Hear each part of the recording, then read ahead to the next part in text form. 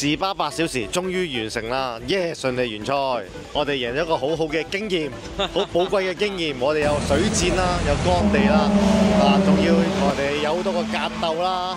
咁啊，途中有一個好唔好嘅結果就係俾人哋撞咗，打咗幾多個白鴿轉啊？我諗2、3個到啦。係咯，俾人當臂力喎。係啦，俾人當臂力。我都唔係好早收臂力㗎啦。咁無啦啦俾人哋對。係喎。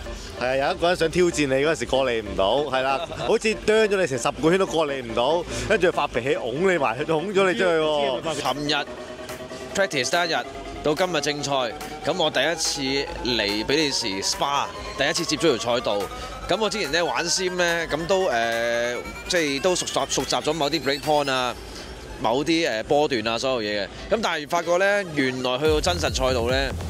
我本身打遊戲機啦，係唔使收油嘅嗰個 S 上山嗰位啊嘛。跟住我一跳上車，第一個圈我就係喺嗰個彎，就喺個 S 上山彎度，我唔收油，就炒咗車啦。你唔係唔收油啊？你喺 Simulator 嗰度，你係有轉油嘅，嗰隻 S 彎嚟㗎。你冇轉到油，你直行啊，直行跟住佢係槍啲物，跟住喺槍啲物嗰度我太污糟，跟住你跣咗胎。你係臨飛入去先再轉彎，跟住之後就嗱，跟住咧咁嗰下其實搞到我人都有少少怯一怯。咁以後喺嗰個彎度有少少怯一怯，縮油。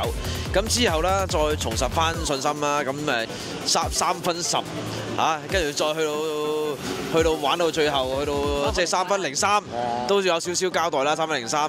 咁基本上咧，喺呢度所有嘅歐洲嘅選手啦，都好 top 嘅，全部都。琴日因為有個 mistake 啦，令到我哋冇 qualify 啦，所以我哋尾車起步啦，但係好犀利喎，好似我哋由尾車追到上全場20喎。係啊，咁就因為尋日咧，咁我炒咗個份頭啦，炒右手邊啦，咁就亦都係條避震啊，都即係炒亂咗，要換啦，咁就係份頭。咁跟住就整翻我架車之後啦，就再去練習啦，跟住部車係藍色嘅，係啦，由藍色變咗白色，又話要襯翻對鞋同埋手套，係啦。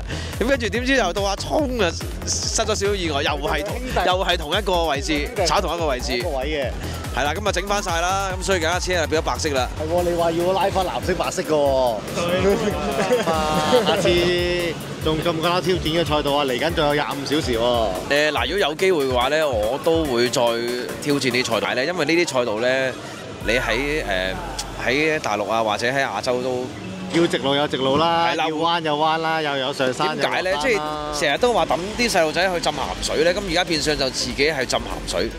咁啊浸完鹹水翻嚟咧，就應該會有 upgrade 嘅，因為所有賽事嘅選手咧都係好 top 嘅選手。ABS 冇 traction control。係啊，因為呢架車揸得咁好，呢架車乜都冇嘅，明唔明啊？哇！你要用好大嘅肌肉力量去轉彎，冇 ABS，冇乜都冇電子嘢，乜都冇，好 raw 啊！直頭佢好難。